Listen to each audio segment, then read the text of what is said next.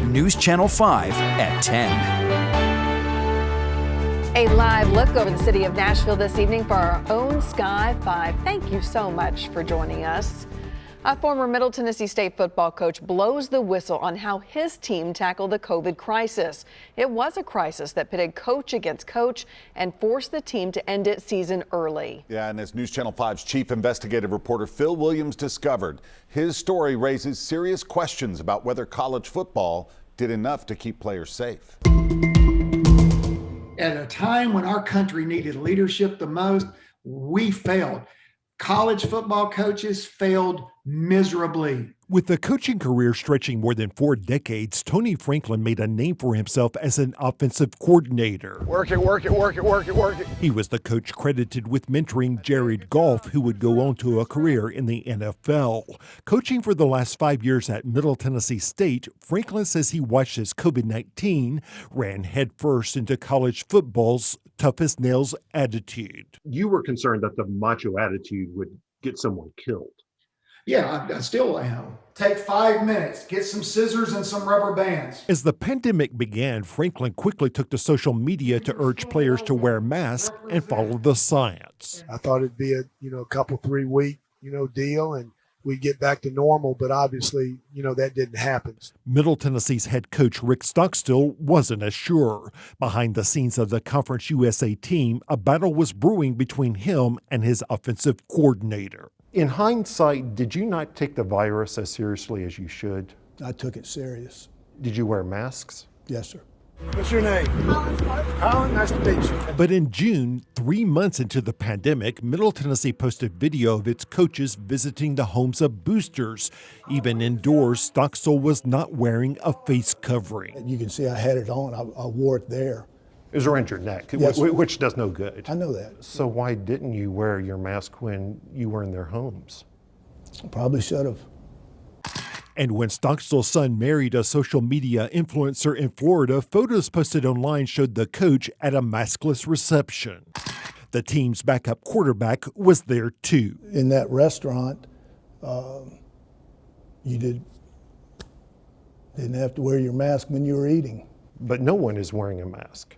There's not even one around your neck. Yes, sir.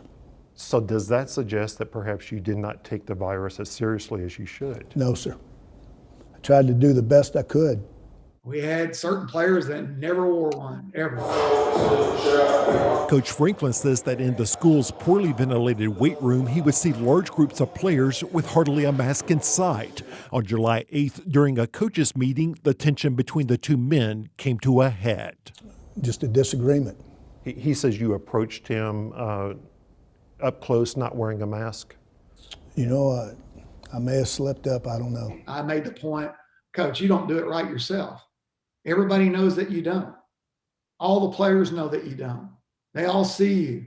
About a week later, just as Franklin had warned, COVID hit the weight room. 3 strength coaches tested positive, then players began to follow. So I knew it was going to happen. I mean, common sense and science told you can't do what we were doing and it not happen. One mother texted him, concerned that her son was still not the boy I know prior to COVID, adding it's going to be a slow process to reintegrate him. And that's when one of the players kept getting sick, but he tested negative.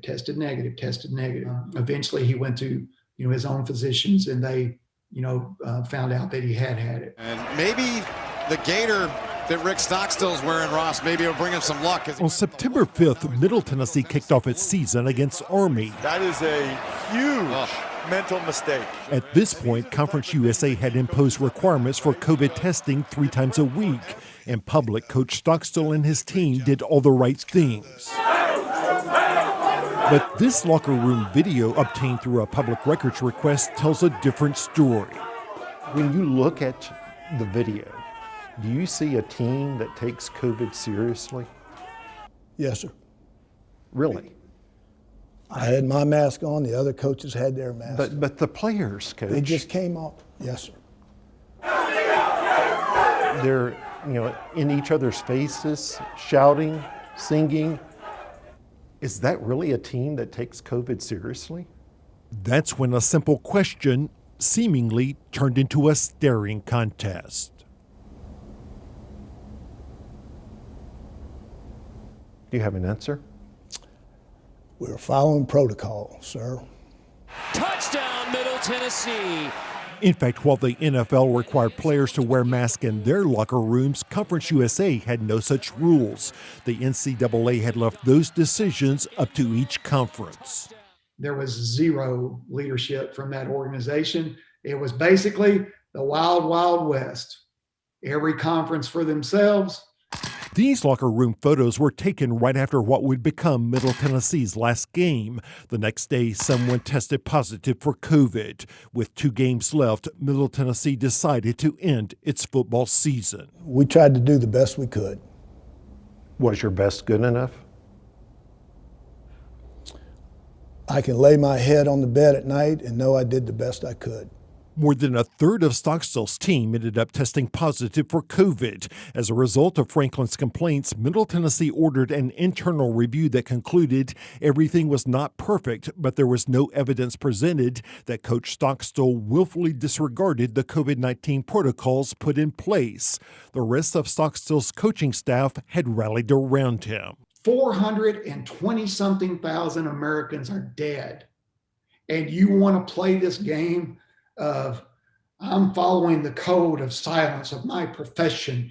I'm not going to rat on our coach. Franklin decided to call it quits. These days, he's on a crusade with at least a few months to go before everyone can be vaccinated, with even more infectious strains now hitting the country. Everybody thinks college football season's over. It's going to be safe now. Hell no. This is the worst time for college football because they're going back indoors.